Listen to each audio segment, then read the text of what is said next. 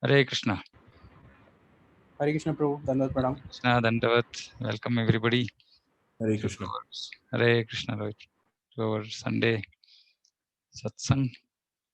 I see some new names. Very happy to have you all here. And we pray at the lotus feet Yes, of. so I think I have.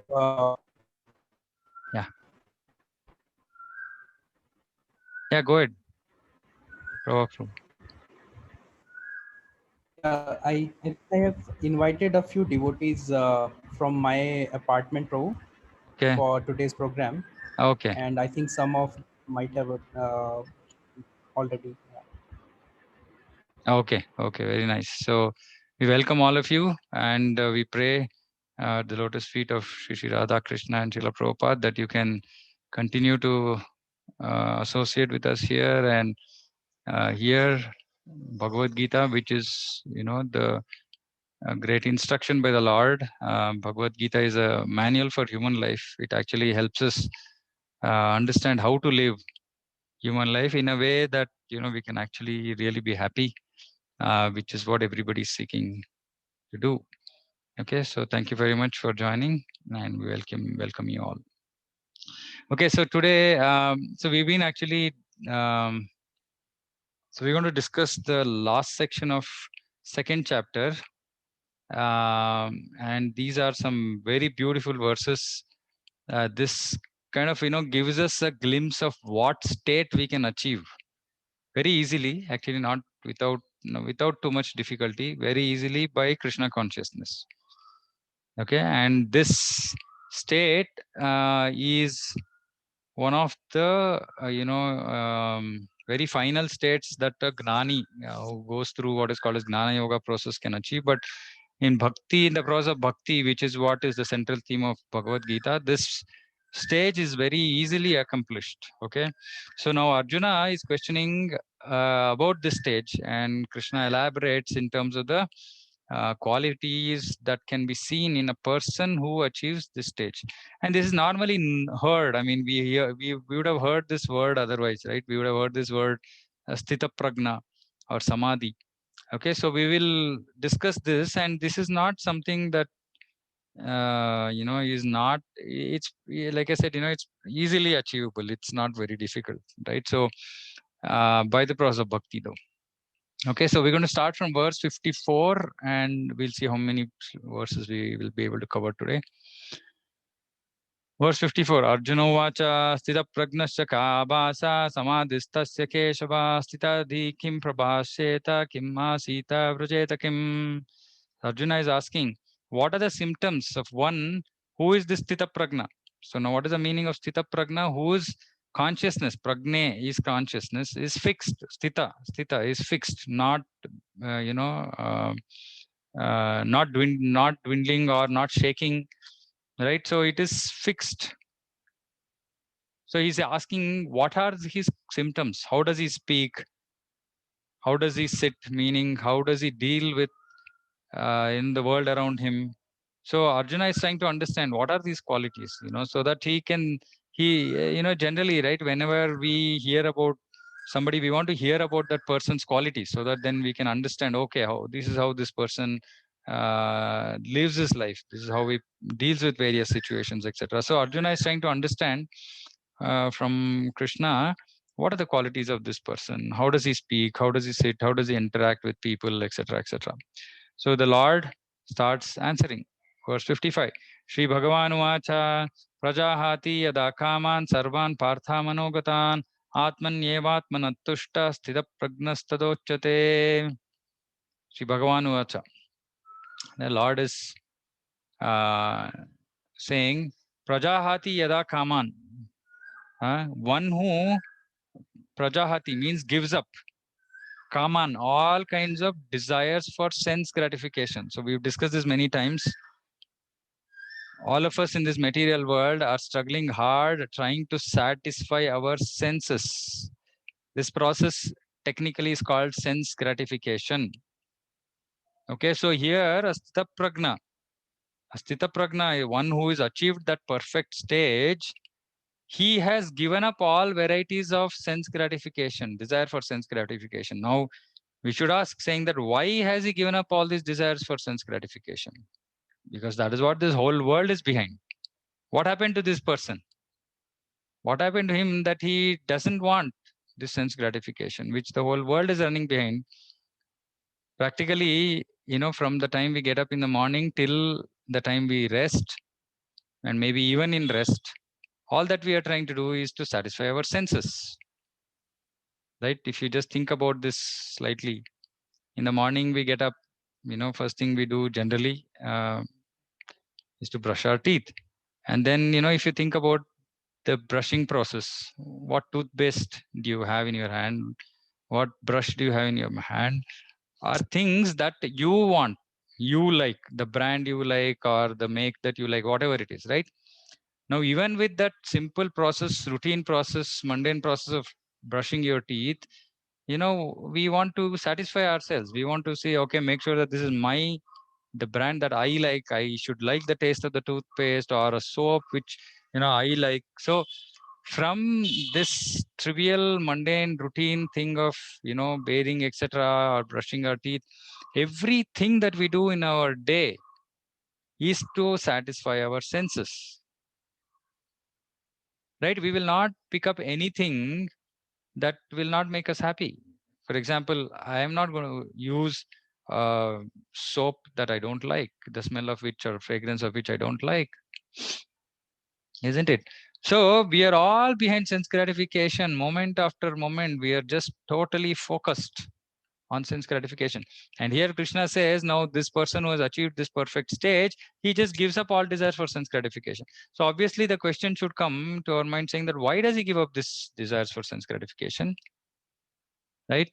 And so the answer to that is because he's realized that actually it doesn't give him satisfaction. It doesn't give him happiness. Though he's seeking happiness, it doesn't give him happiness, or the happiness that he derives from it is very temporary and fleeting.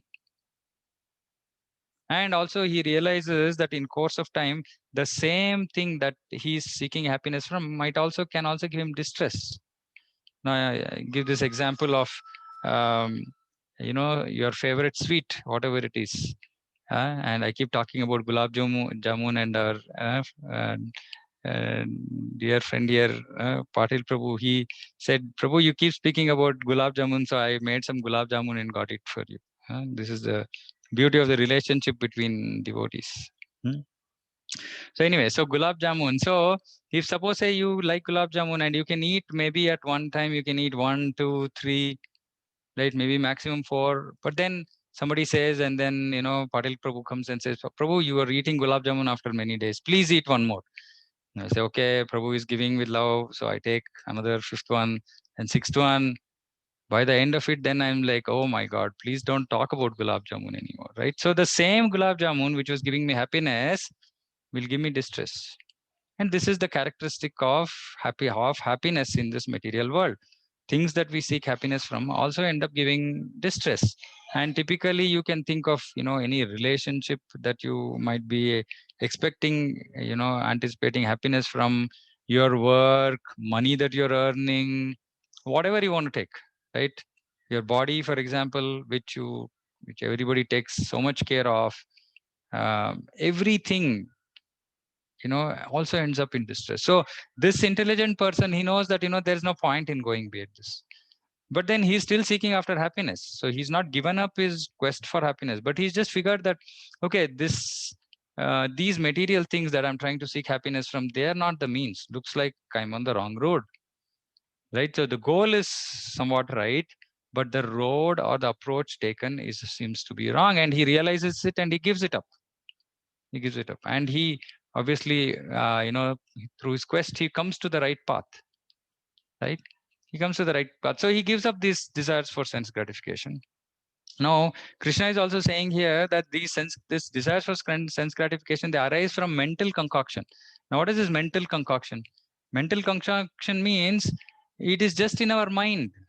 All of this is just in our mind. For example, I mean, if people say, okay, I don't like this. Now that not liking it is simply in the mind, because another person might like the same thing. So whatever I don't like, maybe somebody else likes. So which means that it's all in the mind. So which means that we are just running behind some things that today might appeal to us, tomorrow it might not appeal to us, or we might think that, okay, same thing. We'll say, okay, no, I don't want this. I wanted to eat something yesterday, but I don't want to eat that today, because the mind is just changing its position every now and then. Right. So what is, and this mind is so flickering, right? So sometimes it says take left, sometimes it says take right. So what is the point in running behind this mind? So he just gives up, saying that, okay, all this is waste of time. And so when he stops bothering about these desires that keep coming up, saying, do this, do this, do that, do that, then what happens in this verse, it's saying that the mind becomes purified. Mind is purified. And then he finds satisfaction in the self alone. Now, what is self? Self is me. I am the Atma. I have this body which has senses, which has mind, etc. And mind is trying to give me happiness. But then I realize, saying that, all these things don't give me happiness. Right. And then I realize that I find happiness in the self, which means in the Atma, in the activities of the Atma. So the activities of the Atma are what are called as devotional service or bhakti. So he finds satisfaction in the self because he takes to this process of bhakti, which not only gives him happiness, he also gives him satisfaction and then happiness, right? So he's satisfied. Okay, whatever I have, I'm happy with that. I'm not hankering for anything new, more that's not there with me. If this is what I have to get, I'm happy with that, right? So he's satisfied. And then he also finds happiness in the activities of bhakti. So one process gives him both. So he's satisfied, saying, okay, that's fine. I don't need anything more. This is fine. I'm happy with this, right? Such a person is said to be in pure transcendental consciousness. So this kind of a person who has given up all his desires for sense gratification and whose mind is purified and is satisfied is said to be situated in the pure transcendental consciousness.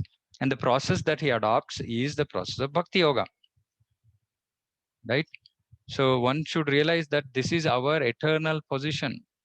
Our eternal position is to serve, isn't it? From morning till night, we are trying to serve somebody or the other. Either we are trying to serve this body, or we are trying to serve our other people at home, or our boss in office, or our relatives, or the dog, if somebody has a dog in their house. We're just all the time trying to serve others, right? And the one who serves the best gets the best, most satisfaction. So, intelligent people realizing that, oh, okay, this is not the topmost platform of happiness. The service that I render to Krishna is the topmost platform of happiness, and that's what is going to give me happiness. So he sticks to the devotional service of the Lord and finds happiness as well as satisfaction. So this is the first characteristic. Now, second one is even mind-boggling. So dukkeshu anudvigna manaha sukeshu vigata spraha vitaraga bhaya krodha stitadhir muniruchyate. Now this person is not disturbed in mind, even amidst the threefold miseries. So even in the midst of all kinds of difficulties. So threefold miseries is what there is adhyatmika, adibhautika, adidaivika, right? As arising because of the body and mind, because of other living entities, and because of natural calamities. Now he is not disturbed in mind when there are miseries, or he is not elated when there is happiness. And most importantly, he is free from three things: attachment, fear, and anger. So, perfect for, the unfortunate situation this world is in today, right? So he's free from attachment. He doesn't have any attachment to himself or his belongings, because he knows that all of this is temporary, that it's going to go in course of time. Right? I've told this story about this king, and a fool whom he hires. End of the life, king is on his deathbed, and then he calls everybody, and he calls this fool also. And the fool comes to him, and then the king is saying, okay, please, you have done so much service for me. Please ask whatever you wish, I will give. Then, okay, then that the fool asks, saying that, oh, king, okay, by the way, where are you planning to go? He's just actually he was somebody sent by his guru to teach him a lesson, but he's just acting like a fool. So the king says, okay, what can I explain to this guy? He says, okay, anyway, I mean, I'm going to a place where I won't be able to come back. And he says, oh, is it okay? So I guess then you're taking all your, the wealth that you have. Says, no, I'm not able to take any of the wealth. Okay, are you going to take all your relatives along, your wives, children, etc.? He says, no, I can't take them as well. Okay, then can you take some nice food on your that you can eat on your way? He says, no, I can't take that also. And this fool is thinking, saying that, okay, what kind of journey is he on? I mean, he can't take any of these things that he likes, and he spent all his time, all his life accumulating. So then the king says, okay, by the way, so, you've done so much service. Now you retire. I will give you, your salary for the rest of your life. But you find somebody who is a bigger fool than you. I will hire him in your place. So the fool thinks for a moment, and then he points his finger at the king. So king gets upset. He says, what is this? I mean, you're calling me the greatest fool? Oh, that person says, yes. Why? Because you lived your life, your whole life, trying to accumulate wealth, trying to, be happy with your possessions, etc., etc., with your family, relatives, this, that, and all that. But now you're saying you're going somewhere at this time and you can't take any of them. So then why did you waste your whole life to, behind these things? So that means you're a big fool, right? So similarly, we are all so blindly attached to everything around us without realizing that it's all going to go one fine day. Maybe not one fine day, one day, right? But we don't realize that, and we spend all our life behind those things that we can't take with us. A really intelligent person should ask, okay, then what can I take with me? Is there anything that I can take with me, isn't it? Shouldn't we ask that question? And then Krishna has already answered this. Neha Vikramanashosti Pratyavayona Vidyate Swalpam Apyasya Dharmasya Trayate Mahato Vayat. So he says you can take the credits that you have achieved through your bhakti. So if you proceed on the path of bhakti, if you are finished, say 5% of your total bhakti life, then you will continue from 6% in your next life. You will not have to lose it like your other material possessions, right? So we should be attached to something that we can actually take with us and not be attached to things that are of no use for us in our afterlife, in our next life. So he is free from attachment. Now he is also free from fear. Now, why do we have fear? We have fear because we think we're going to lose something that we own, right? Now, once we come to this understanding saying that, okay, everything is temporary, everything is anyway not mine. I come here empty handed, I go from here empty handed, right? It's only in the middle, in between, that I'm trying to accumulate so many things and I'm trying to call them as mine. Says, okay, so if it's not mine, then I'm not going to lose it. Then I have no reason for fear. I have no reason for fear. Anything that I'm going to lose is anyway temporary, and anyway I would have lost it in course of time, today or tomorrow. So I don't have to have any fear. Third is anger. Now anger comes if we have some material desires and we are not able to fulfill it, then we experience anger. So this person is in perfect knowledge. He knows that he's not this body, that he's a spirit soul, and he applies it practically in his life. So till now, whatever theoretical discussion has been happening, now Krishna says, okay, by the way, this person, this devotee applies all of these things in his life, right? So he becomes free from attachment, fear, and anger, knowing that he's not the body, right? And then because of this, he's not at all disturbed by miseries and happiness. And then Prabhupada writes beautifully in the purport saying that, this is for us. So there are two kinds of, people, and we should understand this. There's one who's not a devotee of Krishna, who's just engaged in sense gratification. And then there is another who is a devotee of Krishna. And who is a devotee of Krishna? Anybody who wants to serve Krishna, who comes out of interest to understand about Krishna, he's a devotee of Krishna, right? We should understand every person is a devotee of Krishna in that sense, because that devotion is actually there in everybody's heart. Just that it is dormant, and the process of devotional service kind of kindles that devotion.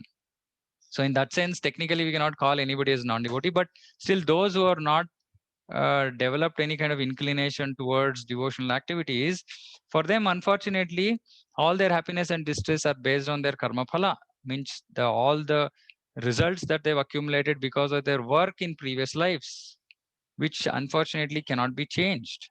But now for a devotee, Prabhupada writes, saying that for a devotee who surrendered to the Lord completely, Krishna takes care of his happiness and distress.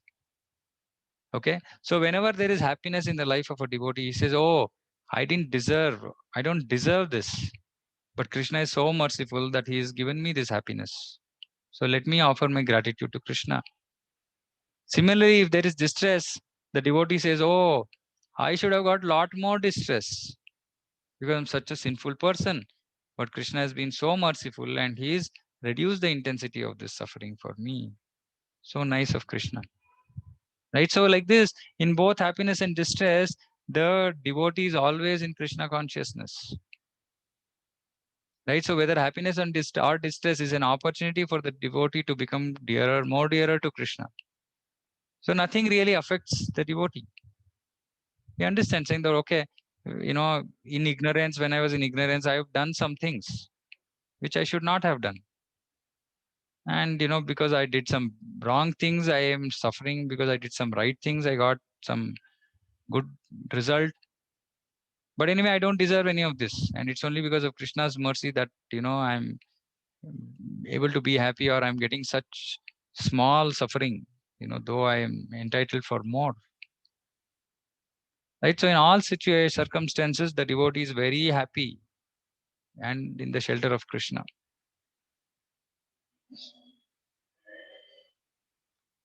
Verse 57. Ya sarvatra visnehas tattat prapya shubhashubham navinandati nadveshti tasya prajna pratishtita. Again, he expands further on this. In the material world, one who is unaffected by whatever good or evil he may obtain. Right? So likes happiness and suffering, there is also good or evil. Right? Even if there is good or evil, if there is good, he is not praising it. If there is evil, he is not despising it. He is not rejecting it. He is firmly fixed in perfect knowledge. Perfect knowledge that I am not this body and spirit soul. So he is not affected by that. यदा संहरते चायं कूर्मोऽङ्गानीव सर्वशः इन्द्रियाणीन्द्रियार्थेभ्यस्तस्य प्रज्ञा प्रतिष्ठिता. Now he says, now this person who is a Sthita Prajna, he is able to withdraw his senses from sense objects as a tortoise withdraws its limbs within the shell. Right? Tortoise can withdraw its limbs within the shell whenever it wants. Similarly, this person who is a Sthita Prajna, he withdraws his senses where it is not required to be utilized. So he knows that the senses have to be utilized only in the service of Krishna. So we can use we'll come to that in a couple of verses, how we can use all our senses in the service of Krishna. So he knows that, so when there are sense objects that are not connected to Krishna, things of sense in, the sense gratification, he is able to withdraw his limbs. He doesn't get pulled into these because he has what is called a spiritual strength. Now, this is not available for everybody again. Only those after prolonged practice of Krishna consciousness, one gets this, what is called a spiritual strength. We'll discuss this at the end of 3rd chapter. Right? By this spiritual strength, we can overcome our what is called as lust, or this desire for material sense gratification. So Prabhupada writes in the purport saying that a devotee should be able to control his senses according to his plan.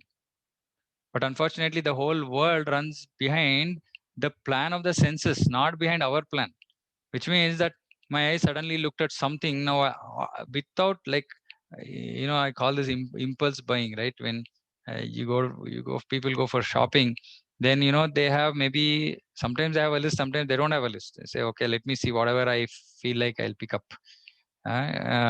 So he goes to the shop and then he's seeing something. Suddenly he sees something.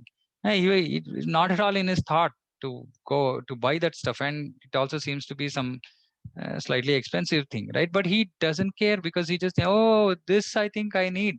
Suddenly that desire, then justification happens, everything happens, and then suddenly there is purchase, right? This is not in the plan. So, but a devotee doesn't, he doesn't work that way. He works only as per his plan. Okay, this is required, this is not required. Accordingly, he does stuff, right? So this is one very important characteristic which we develop this over a period of time by the practice of bhakti. It is not available for people just like that. Right? So he engages his senses only in the service of the Lord. Otherwise, he withdraws them, saying that, okay, this if I engage my senses in these other material things, they're going to give me distress anyway. Right? Verse 59. Vishaya Vishayavini vartante niraharasya dehinah rasavarjam rasopyasya param drisva nivartate. Now, a very important topic. So he now Krishna is saying, okay, by the way, how does he manage to restrict his senses from all the things that he was attracted all his life? Because he has derived a higher here, he has experienced a higher taste. He's experienced a higher taste in devotional service. It's not like in devotional service we become innate or we become dumb or numb. No, we continue, our senses continue to get satisfied in the service of Krishna. So for example, in Krishna consciousness, unfortunately, because of this, this corona, and we are not able to meet personally, but otherwise, if we have any such satsang, we have prasadam. So many devotees here have experienced it, right? Now prasadam it gives happiness to our tongue, right? And it's okay, because it's in the service of Krishna. So if we like eating food, then we eat prasadam. If you like hearing some good music, we hear kirtan, right? If you want to see some beautiful form, we're going to see the beautiful form of the Lord. So like this, all his senses, they have found some higher taste. So it's like, when a child is crying, he's crying for something, then what you do is you give something else which he likes better. So for example, if he's playing for crying for a toy, etc., then maybe if he likes chocolate more, then you give him a chocolate and he keeps quiet because he found a higher taste. Right? Similarly, it's not like we become, we just give up everything and say, okay, I don't want anything. I'm going to just give up eating, sleeping. No, we do it everything. We do everything in the service of Krishna, and we derive happiness as well, and we experience a higher taste, higher level of experience, a higher level of happiness. So then we realize, okay, then this lower level is waste. So let me just give it up. Why? Because this lower level happiness also results in distress, but the higher level happiness doesn't result in distress. Actually, Chaitanya Mahaprabhu, he's the Radha and Krishna incarnate as Chaitanya Mahaprabhu, and he's the one who's given us this Hare Krishna Mahamantra. So he says Ananda Ambudhi Vardhanam. So he says, this Ananda Ambudhi, this ocean of happiness, nectar, it just keeps increasing spiritually. There is no restriction to it. There is no limit. So there is no distress from spiritual things. However, from material things, like there is distress after a certain limit. So this person, Sthita Prajna, he knows this. He knows that, okay, this is going to be higher taste and it's unlimited. So why should I bother about this lower form of enjoyment? So let me just drop it. Yatato hyapi kaunteya purushasya vipaschitaha indriyani pramathini haranti prasabam manaha. But then he says that because if the senses are so strong and impetuous that they forcibly carry the mind of a man of discrimination who is endeavoring to control them. So somebody might be trying very hard to control his senses, but still his mind is so strong that it will pull him out, right? And that is why this higher taste is important.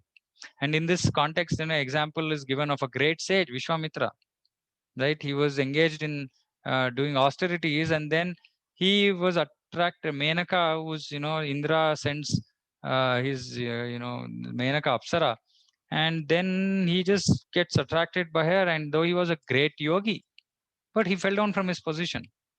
But at the same time, we have the example of Srila Haridas Thakur, who is called as Namacharya. He used to chant 22 hours in a day. He had no other work. Right, and he was so perfect that that similarly somebody sends a prostitute to defame him, and he in 3 days 3 nights converts that prostitute into a devotee without getting least affected or attracted by her, right? So this is the power of bhakti is far superior than any of these big yogis, right, whom we might have heard in scripture saying, they did tapasya for so long, etc. So by doing bhakti, we are also doing tapasya. Okay. And by doing that tapasya, we achieve strength which is greater than what most people in this world can even imagine. तानि सर्वाणि संयम्य युक्त आसीत मत्परः वशे हि यस्य इन्द्रियाणि तस्य प्रज्ञा प्रतिष्ठिता. So he restrains his senses, keeping them under full control, and he fixes his consciousness upon me. Krishna is saying. How does he fix his consciousness upon me? Now, beautiful example is given of a devotee by name Ambarish Maharaj. So there is discussion about this. Ambarish Maharaj is Durvasa Muni once comes to Ambarish Maharaj, and Durvasa Muni is known for his anger. So Ambarish Maharaj is doing vrata. He is doing Ekadashi vrata, and he has to actually break the fast. So when we do Ekadashi, the next day there is fast breaking time. We need to break the fast. That means on the day of Ekadashi, we are not eating grains. And in this fast breaking time, we should take some grain so that we break the fast. So Ambarish Maharaj was about to break the fast, but then at that time, this Durvasa Muni came, and in order to, to properly take care of a guest. So king knew that he should not be eating anything before he feeds Durvasa Muni and his disciples. But however, Durvasa Muni had gone to take his bath, ablution, and and by the time he came, what happened was that the time for fast breaking was getting over. So now Ambarish Maharaj was very poor. He was thinking, okay, what to do? He asked all his, brahmanas who are with him, giving him advice, etc. But they also could not decide what to do. So then he was a devotee, he knew all the shastra. So he said, okay, I'm going to take a drop of water. Drinking water is also like fasting and also can be considered as not fasting. So then he just takes a drop of water. Now Durvasa Muni comes to know about this, saying that, oh, this person is, he's consumed something without actually first serving me, though it was just a drop of water, and he becomes very angry. And then he takes out a hair from his head and, creates a demon out of it. And the demon goes behind Amrish Maharaj to actually kill him. But Amrish Maharaj was so his full consciousness was in the Lord. And there's some beautiful verses from Srimad Bhagavatam which describe how he used to spend his time, right? So he is not disturbed at all, like Prahlad Maharaj. So actually, Narsimha Chaturdashi is coming up on 25th of this month. So we'll be hearing the glories of Narsimha Dev and Prahlad Maharaj. So Amrish Maharaj was also like that. So he was completely, in trance, and he was just not bothered. He was just not bothered because he knew that, anyway, if Lord desires, he will take care of me. I don't have to worry. And he was continuous in his consciousness of the Lord. Now, at that time, the Lord looks at Ambarish Maharaj and sees that, okay, Ambarish Maharaj is in difficulty. This Durvasa Muni has sent a demon behind him. Now, our Lord Vishnu, what he does, he sends his Sudarshan Chakra from Vaikunta. He sends his Sudarshan Chakra. Now, Sudarshan Chakra comes behind this demon. Now, and then, the demon is destroyed, and now creator of the demon, Durvasa Muni. So then the Sudarshan Chakra is behind Durvasa Muni. So then Durvasa Muni runs. He runs from that place and he goes to Brahma, he goes to Shiva, he goes to Vishnu also. Brahma says, no, I can't do anything. This is from Vishnu. So you better go to Shiva and check if there's anything he can do. Shiva also says, no, you go to Vishnu. He goes to Vishnu and Vishnu says, no, yeah, I can't do anything. This is now under the control of my devotee. So you have to go and ask forgiveness from Ambarish Maharaj. And if he agrees, then it's fine. Then my Sudarshan will come back. Right? So, what happens is then Ambarish Maharaj comes back and falls at Durvasa Muni comes back and falls at the feet of Ambarish Maharaj, saying, oh, I'm very sorry, I did some mistake. I should not have done this. Ambarish Maharaj then feels very embarrassed. Oh, he lifts him up and says, oh, Muni, how is it? I mean, you are such a great sage. You shouldn't be falling at my feet. And, he just, and this Durvasa Muni going all over the three worlds, it takes a year. And Ambarish Maharaj is so fixed in his Ekadashi Vrata that he's still waiting. He's not broken his fast for 1 year. That was his spiritual strength. For 1 year, he remained without eating anything. Right? So the strength of devotees are so powerful. Right? So why? How is it that this Ambarish Maharaj became so powerful? What was his devotional practice? So Bhagavatam describes this so beautifully. He says, Savai mana Krishna padara vindayor vachamsi vaikunta gunanu varnane करौ हरेर्मन्दिरमाजनादिषु श्रुतिं चकारौच्युतश्चत्कथोदये मुकुन्दलिङ्गालयदर्शने दृशौ तद्भृत्य गात्रस्पर्शाङ्गसङ्गमम् घ्राणं च तत्पादसरोजसौरभे श्रीमत्तुलस्या रसनां तदर्पिते पादं हरौ क्षेत्रपदानुसर्पणे शिरो ऋषिकेशपदाभिवन्दने कामं च दास्ये न तु कामकाम्यया यतोत्तमश्लोकजनाशया रतिः. So he says, Sabai Mana Krishna Padara Vindayo. What is his mind? Where is his mind engaged? Krishna Padara Vindayo, at the lotus feet of Krishna. So mind doesn't go anywhere else. It's fixed at the lotus feet of Krishna. Vachamsi Vaikunta Gunaranu Varnane. So when he speaks, what does he speak about? Vaikunta Gunanu Varnane. Description about Vaikunta, glories of Vaikunta, spiritual world. Kharo, Harer Mandira Marjana Dishu. What does he use his hand for? For Mandira Marjana. So for cleaning the temple of the Lord. Shrutim Chakarochuta Satkatodaye. So what does he hear about? He hears about the Lord's pastimes, right? Then Mukunda Lingalaya Darshane Drisha. What does he use his eyes for? To take darshan of the beautiful form of the Lord. Actually, it is said that one who gets attracted to the beautiful form of the Lord, he doesn't get attracted. Nothing else in this material world attracts him because the Lord is so beautiful. This we will come to slowly. We should first get fixed in the practice of devotional service. Then we will start appreciating, Lord's form, Lord's activities, etc. So he sees the beautiful form of the Lord. Tad Bhritya Gatra Sparshyanga Sangamam. And he's also happy to be engaged with all the other Bhritya, servants of the Lord, devotees of the Lord.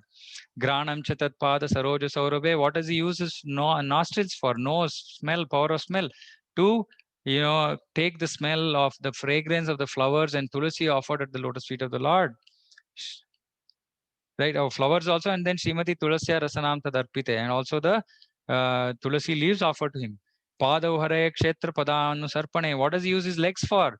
To actually go to the pilgrimage place or temples of the Lord. Shiro Rishikesha Padabi Vandane. How does he use his head? To actually obey obeisances, to offer obeisances in front of the Lord. Kamam chadasye natu kamya kamyaya. So, and his desires in fulfilling the desires of the Lord. He doesn't have his own desires. All his desires are just to fulfill the desires of the Lord. And all these qualifications made him fit to become Matpara devotee. Prabhupada says Matpara. So he is the perfect devotee. And all that he's doing, he's not doing any, like he's not going to Himalayas, standing, deep in some cold water, or not eating for nothing. No severe austerities. He's just happily engaging all his senses in the service of the Lord. All the time. The important part is all the time. Right? So this is devotional service, which actually gives us real happiness. Bhagavatam says that, one's occupation. So Bhagavatam talks about everybody's occupation, right? What kind of occupation one should have? One's occupation should allow that person to get attracted to the pastimes of the Lord, attracted to the form of the Lord, attracted to devotional service of the Lord. If one's occupation doesn't allow one to develop this attachment, attraction, then it is a waste of time. So normally devotees go to work, make sure that the work doesn't impede their devotional progress. They earn money, use their money in the service of Krishna, and of course to take care of their family, and they're happy with whatever is available and engage all their senses in the service of the Lord. This is the secret of happiness. We don't need to do anything else. It's so simple. Right? So the senses should be withdrawn from all these unnecessary sense gratification which drag us down, which are the cause of all misery, right? And instead engage our service in the service of Krishna all the time, by which we get happiness, we get satisfaction, and we achieve perfection of life. Now, if we don't do this, what happens? So there's a beautiful sequence of two verses which say about how we fall for sense objects because we are so used to it. So kindly make note of this. This whole process which is described in 2 verses happens in a split of a second, right? And one immediately gets pulled towards some sense object. So it says, Dhyayato Vishyan Pumsa Sangas Tesho Vijayate Sangat Sanjayate Kama Kamat Krodho Vijayate Krodhat Bhavati Sammoha Sammoha Smriti Vibramaha Smriti Bramshat Buddhi Nasho Buddhi Nashat Pranashyati. He's saying if we don't engage our senses in the service of the Lord, what happens? Dhyayato Vishyan Pumsa. So we look at some Vishaya, some material thing. We just look at it, or one of our senses starts contemplating on a particular sense object. Sangas teshu vijayate. Then immediately we develop attachment. We develop attachment. And what happens because of this attachment? Sangat sanjayate kamaha. So when we develop attachment, so we looked at something we want, we just thinking about it, and suddenly we decide, okay, I want to buy it. Now it results in intense desire, kama, right? Kamat krodho vijayate. Now then suddenly we discuss this with our people at home, and they say, no, this is too expensive, or this is not required, this is required, and there's so much of discussion. Then we become angry because others are now thwarting, they are preventing me from getting what I desire. Then what happens? Then krodhat bhavati sammoha. Now when we become angry, then we become deluded, we become bewildered. We just then sammoha smriti vibramaha. Then we lose our memory. When we lose our memory, our intelligence is lost. And we intelligence is lost, we fall down into the material pool.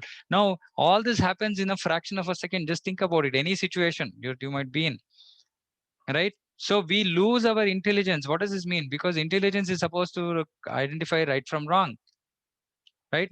Now, in normally say the same thing, we might have said, no, it's not required. Why is it required? But at this moment, for some reason, we got attracted to this. Now the intelligence is lost. Intelligence has lost its discretion. So we can't even decipher whether this is required for me or not.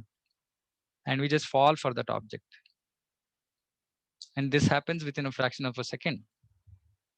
Now, the strength a devotee derives from devotional service is manifold, right? So the first thing, as soon as he contemplates on that, say, on that object, he says, no, this is not required for me.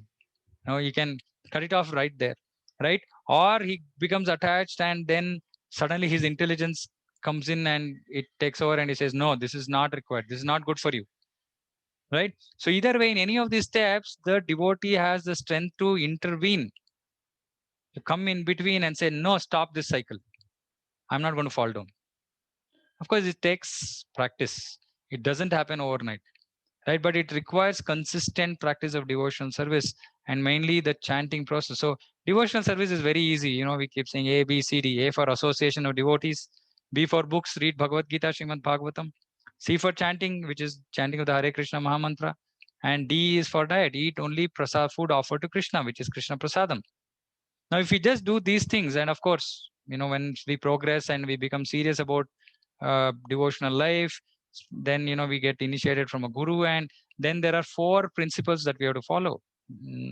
No intoxication, no meat eating, no gambling, and no illicit sex. These are considered as pillars of devotional life, or actually pious life, and this is very important for progress in devotional service. So if we just follow these things, follow those 4 regulative principles, and just chanting, reading, associating with devotees, eating Krishna Prasadam, then we will come to this stage, and we'll be able to control ourselves, control our senses, our thoughts, our irritations, all those things that are negative and really give us trouble today. We'll be able to control very easily.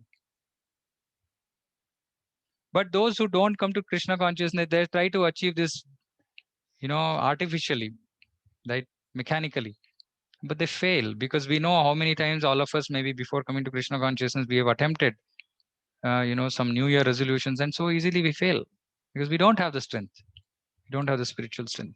So this is the power of bhakti, right? And prasadam itself actually is so powerful. Prabhupada made devotees in the West just by giving Krishna prasadam, and that gulab jamun is called ISKCON bullet, because Prabhupada attracted so many Westerners by just his gulab jamun, and they became devotees, great devotees. Okay, 64. Raga dvesha vimuktaistu vishayan indriyescharan atmavashyer videyatma prasadam adhigacchati. Now, for a person who is free from attachment and aversion and is able to control his senses through regulative principles. So I spoke about the regulative principles, the 4 regulative principles. One can obtain the complete mercy of the Lord. Now, when we try this, right, when we are trying to follow the regulative principles and we become free from attachment and aversion, Krishna becomes pleased and he gives his mercy to us. Right? So it's not very easy to get Krishna's mercy, but Krishna becomes merciful to a devotee who is sincerely endeavoring. Right? So that is why a devotee always tries to satisfy Krishna in everything that he does, because he knows that if Krishna becomes pleased, then there is nothing else, nothing more that is required in my life. Prasade sarva dukkhanam hani rasyopajayate prasanna chetaso yasu buddhi paryotistate. Now, what is the result of this mercy that Krishna gives? Then all his miseries no longer exist. So when we come to this stage, when Krishna gives us mercy, even if there is trouble around us, we don't experience any of it. We are not affected by it. And of course, in course of time, all our miseries also end. As we progress in bhakti, so-called material miseries that others have to experience end. We don't have to experience these miseries. Because we told multiple times, this material world is a place of, is a jail for punishing. And one who has rectified himself doesn't require punishment anymore. So the punishment stops. But it takes some time. Right? And he becomes satisfied completely. So when the mercy of the Lord comes, then he raises above all these mundane material things around him and he's happy, satisfied that, oh, okay, I'm in Lord's service. Lord is there. If he wants, he can take care of me. And this just engages himself in the service of the Lord. Nasti buddhir ayuktasya nacha yuktasya bhavana nacha bhavayata shanti rashantasya kutosakam. So he says, now Krishna is saying, now one who is not connected with Supreme, one who doesn't do Krishna consciousness, how can he have intelligence or a steady mind? And when there is no intelligence or steady mind, how can he be peaceful? And if there is no peace, then there is no question of happiness. So the secret for happiness is being given by Krishna here. He's saying one has to have fixed intelligence and steady mind. How can one develop fixed intelligence and steady mind? By the process of bhakti. Because when we have a steady mind and fixed intelligence, then we become peaceful. And peace is the first stage to happiness. One who is peaceful can only experience happiness. Otherwise, if you're not peaceful at all, then what is the question of happiness? We are always, in unrest, worried, concerned, all negative emotions. We can't experience happiness. So peace is possibly, like, you can think of it as a stepping stone to happiness. And who can achieve peace? Who has practices devotional service. And Prabhupada writes one beautiful statement in the purport. He says, one who is disturbed is because he doesn't have a clear goal. He doesn't have an ultimate goal in life, so he's disturbed. Indriyana charatam yanmano no vidiyate tadasya harati pragnam vayur navam ivambasi. Right? But if the roaming senses, even if by chance one roaming senses gets caught onto some sense object, then he's pulled away. So it is very important that we remain fixed in this process of devotional service. तस्मात् यस्य महाबाहो निगृहीतानि सर्वशः इंद्रियाणि इंद्रियार्थेभ्यस्तस्य प्रज्ञा प्रतिष्ठिता. Therefore, one whose senses are restrained from their objects is certainly of steady intelligence. So one who engages in this process of bhakti and make sure that his senses don't get engaged in these objects of sense gratification, he is actually certainly of steady intelligence. That means that he is the real intelligent person. We look at intelligence and measure, okay, how much is the IQ? And this is just material intelligence. This is not really real intelligence. Real intelligence is when it is applied to cut ourselves out of this, material entanglement that we are in, because that is real intelligence. Because the other material intelligence is just making us go deeper and deeper and deeper into this world of misery. So real intelligence is one which pulls us out of this misery, right? And that is brings us onto the path of bhakti, right? So then he also says, Apuryamanam achala pratistam samudram apa pravishanti tadvat kamayam sapravishanti sarve sashanti mapnoti nakama kami. Now, he also says one more thing, saying that one who is not disturbed, by the incessant flow of desires, is not disturbed. It's not that the desires will just come to an end. It's not that desires will not flow, but he will not bother. He's not bothered about it. He's not disturbed by that. He's the one who can achieve peace, not the one who continuously keeps trying to fulfill his desires. See, these desires, actually in third chapter we'll discuss. It is like, pouring ghee to fire. When you pour ghee or oil to fire, what happens? The fire only burns more. So these desires are like this. When you try to fulfill your desires, thinking, okay, this is the last time. There is never a last time to the desires, to these desires. They just burn and burn and burn. Dil mange more. They just want more. Right? So when these material desires come, we should understand, oh, these material desires are a source of distress. Why am I getting attracted towards it? So intelligence comes in and it says, no, not required. This is going to give me misery. So they don't get engaged in these senses, sources of misery. So they're not attracted towards this material desires thing, knowing very fully well, in complete knowledge, saying that this is all useless. Vyaya kaman yasarvan pumam sharati nispra nirmamo nirankara sashanti madagachati. So person, so this is a summary of all these verses, right? Beautiful summary. Please remember this. Person who has given up all desires for sense gratification. So we should give up desires for sense gratification. Why? Because it's source of misery. He lives free from desires. He has given up all sense of proprietorship also. Proprietorship means this is mine, I own this. He's given up all of that. Why? Because he knows he's come empty-handed, he's going to go empty-handed. So nothing really belongs to him. Everything is just given to him to be taken care of during the course of his life. So he's not, again, he's not in this illusion saying that this is mine, I, me, mine, accumulating stuff, and is devoid of false ego. What is false ego? What is real ego? False ego means that I am this body and everything that belongs to this body or linked to that is mine and is important for me. This is false ego. Real ego means I am servant of Krishna and I have to serve Krishna. So this person who gives up sense gratification, who gives up this sense of proprietorship, and who gives up this devoid of false ego, he alone can attain real peace. Now you might ask, okay, how can I get these qualities? How can I become free from desires for sense gratification, free from sense of proprietorship, free from devoid of false ego? Just by simply practicing the process of bhakti. There is nothing extraneous that we need to do. Just simply practice the process of bhakti, and in course of time, you will see the results yourself. It is like eating food. When we eat something, immediately we feel satisfied. Hunger is satisfied. Bhakti is like that. Proof is say, proof is in the pudding, right? So you eat, you feel satisfied. Similarly, you practice bhakti and you should see the result. Everybody sees. It's not our capability or lack of capability. It just the process, it just works. Right? And Krishna concludes this chapter by saying, Esha Brahmisiti Partha Nainam Prapyapi Muhyati Sitvasyaamanta Kalepi Brahma Nirvanam Ruchati. So one who achieves this spiritual, godly life, Krishna is saying, right? This Daivi, this Brahmistiti, one who achieves this even at the time of death, at the moment, at the hour of death, just before dying, if one is able to achieve this position, he comes to my kingdom. He achieves the spiritual world. It's not like we should have achieved it long before or anything like that. No, even just before death, if you can achieve it, we can achieve Krishna's transcendental abode.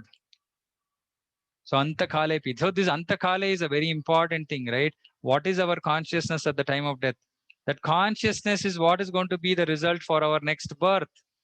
So if we are conscious about our dog, we will become a dog. If you are consciousness about our money, we will again come back to make more money. Or if you have a lot of money and you're worried about protecting that money, then you might, come in some form to take care of, protect your money.